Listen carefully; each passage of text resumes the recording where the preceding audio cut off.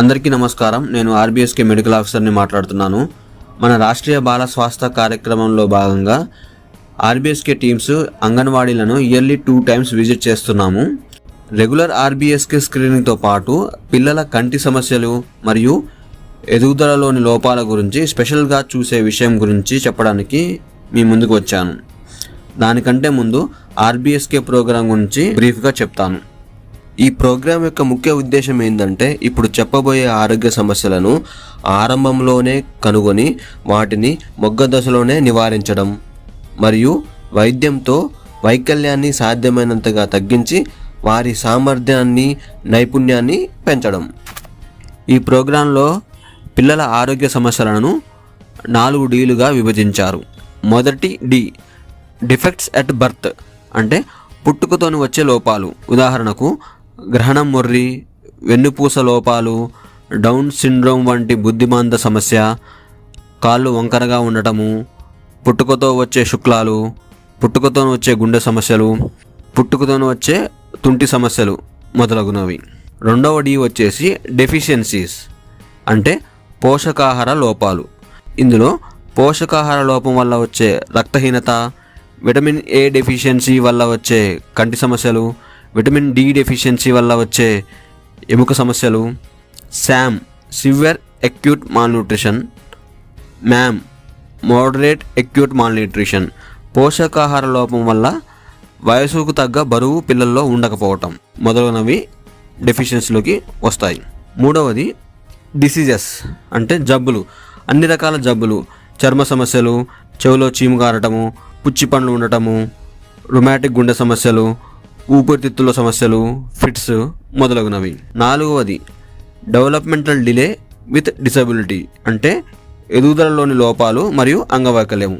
ఇందులో తోటి పిల్లలతో పోల్చినప్పుడు వయసుకు తగ్గ సామర్థ్యము పిల్లలో ఉండకపోవటము, అంటే నడవాల్సిన టైంలో నడవలేకపోవటము, మాట్లాడాల్సిన టైంలో మాట్లాడలేకపోవటము, తల నిలబెట్టాల్సిన టైంలో తల నిలబెట్టలేకపోవటము, కూర్చోలేకపోవటము, దూరపు చూపు సరిగా కనపడకపోవటము, వినికిడి సమస్యలు, మతి స్థిమితం లేకపోవటము, అభ్యాస వైకల్యము, ఇలాంటి సమస్యలు మనం స్క్రీనింగ్ చేస్తాము. ఇప్పుడు డిస్కస్ చేసిన 4 Ds ప్రాబ్లమ్స్లో పిల్లల్లో ఏదైనా ఉన్నట్లయితే ఆ పిల్లల్ని కార్డ్ రాసి హయ్యర్ సెంటర్కి రిఫర్ చేస్తాం. హయ్యర్ సెంటర్స్ అంటే area hospital, primary health centre, district hospital. ఇవే కాకుండా పిల్లల కోసం సపరేట్గా డిఈఐసి, అంటే డిస్ట్రిక్ట్ ఎర్లీ ఇంటర్వెన్షన్ సెంటర్ అని ఒకటి పిల్లల కోసం సపరేట్గా ఉన్నది. ఈ సెంటర్ వచ్చేసి మనకి నల్గొండ జిల్లా ఆసుపత్రిలో వెనకాల కాన్పుల బంగ్లా అని ఉంటుంది. అందులో 2వ అంతస్తులో ఈ డిఈఐసి అనేది ఉంటుందన్నమాట. ఇక్కడ ఏంటి స్పెషాలిటీ అంటే, ఇక్కడ మెడికల్ ఆఫీసర్ ఉంటారు, పీడియాట్రిషియన్ పిల్లల డాక్టర్ ఉంటారు, డెంటల్ డాక్టర్ ఉంటారు, ల్యాబ్ టెక్నీషియన్ ఉంటారు, ఫిజియోథెరపిస్ట్ ఎక్సర్సైజ్ డాక్టర్ ఉంటారు, ఆప్టోమెట్రిస్ట్ కంటి డాక్టర్ ఉంటారు, ఆడియాలజిస్ట్ చెవు డాక్టర్ ఉంటారు, ఎర్లీ ఇంటర్వెన్షనిస్ట్ ఉంటారు, మీ సహాయం కోసం ఏఎన్ఎం మరియు సోషల్ వర్కర్ ఉంటారు, న్యూట్రిషన్ రీసెర్చ్ ఇన్స్టిట్యూట్ పోషకాహార నిపుణులు కూడా ఉంటారన్నమాట.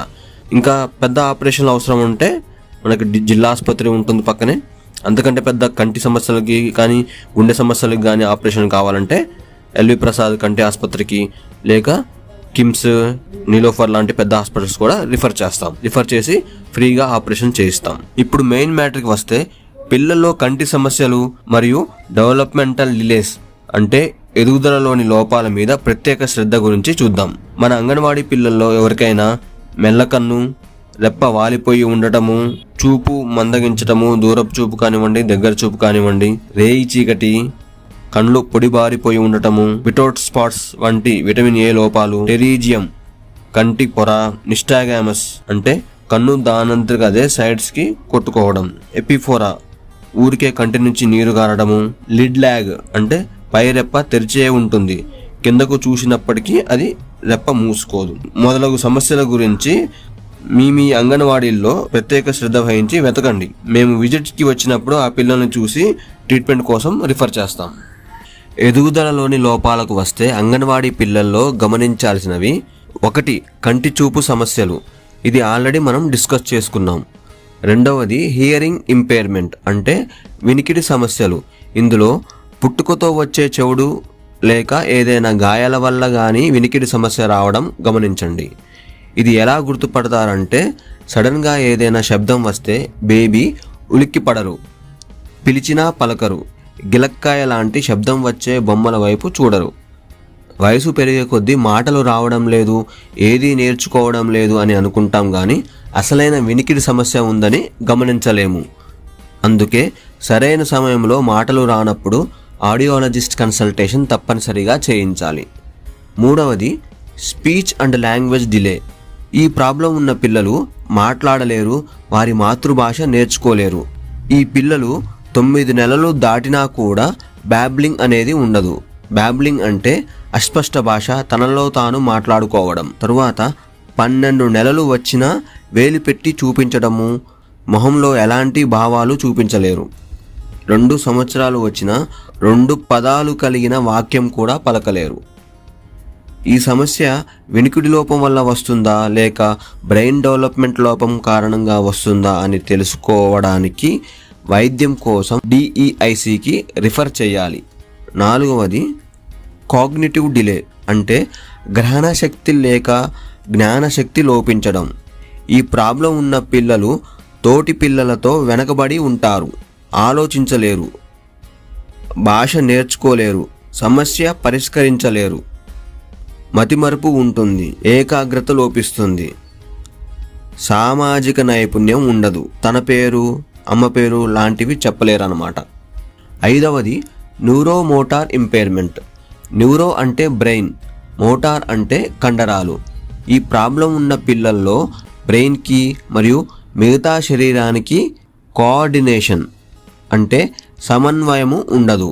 ఇలా కోఆర్డినేషన్ లేనప్పుడు పిల్లలు తల నిలబెట్టలేరు, నడుం నిలబడదు, కూర్చోలేరు, మైండ్ డెవలప్ కాదు, చేతులు, వేళ్ళు, పాద